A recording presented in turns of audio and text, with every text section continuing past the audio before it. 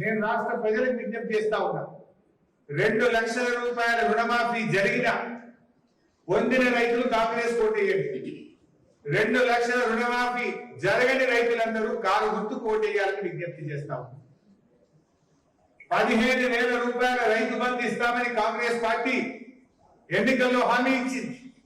ఇప్పుడైతే 10,000, మేమొస్తే 15,000 అన్నారు. 15,000 రూపాయల రైతు బంధు పొందిన రైతులు కాంగ్రెస్ కోటేయండి. 15,000 రైతు బంధు రానటువంటి వాళ్ళు కారు గుర్తుకు ఓటేయండి అని కోరుతా ఉన్నారు. అవ్వ తాతలకు, అక్క చెల్లెళ్లకు 4,000 రూపాయల పెన్షన్ ఇస్తాం. అవ్వా నీకు డిసెంబర్లోనే 4,000 పెన్షన్ ఇస్తా అని రేవంత్ రెడ్డి గారు పబ్లిక్ మీటింగ్లలో ఊదరగొట్టిండు, నమ్మబలికిండు, ప్రజలను నమ్మించిండు. గడ్డనెక్కగానే నట్ట నడిమిన ముంచింది రేవంత్ రెడ్డి గారు. నేను ఈ సందర్భంగా అవ్వ తాతలకు, బీడీ కార్మికులకు, నేత గీత కార్మికులకు, డయాలసిస్ పేషెంట్లను అందరికీ విజ్ఞప్తి చేస్తాము.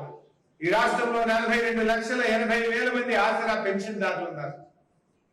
42,80,000 మంది ఆసరా పెన్షన్దారులు 4,000 పెన్షన్ వస్తే కాంగ్రెస్ పార్టీ కోటేయింది. రేవంత్ రెడ్డి మాట తప్పితే 4,000 పెన్షన్ రానోళ్ళందరూ కారు గుర్తుకు ఓటేయండి అని నేను కోరుతాను. ఎందుకంటే ఆనాడు కేసీఆర్ మాట అంటే మాట 200 పెన్షన్ 10 పెంచి 2,000 ఇస్తా అంటే ఇచ్చి చూపిండు కేసీఆర్.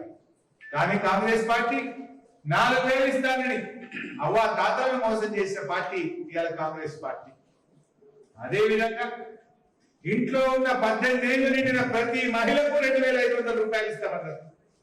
6 గ్యారంటీల్లో మొట్టమొదటి హామీ మహిళలకు 2,500 రూపాయలు ఇస్తామని. 2,500 రూపాయలు వచ్చిన అక్కా చెల్లెలు కాంగ్రెస్ పార్టీ కోటేయండి. 2,500 రానటువంటి వాళ్ళందరూ కారు గుర్తుకు ఓటేయండి అని నేను విజ్ఞప్తి చేస్తాను.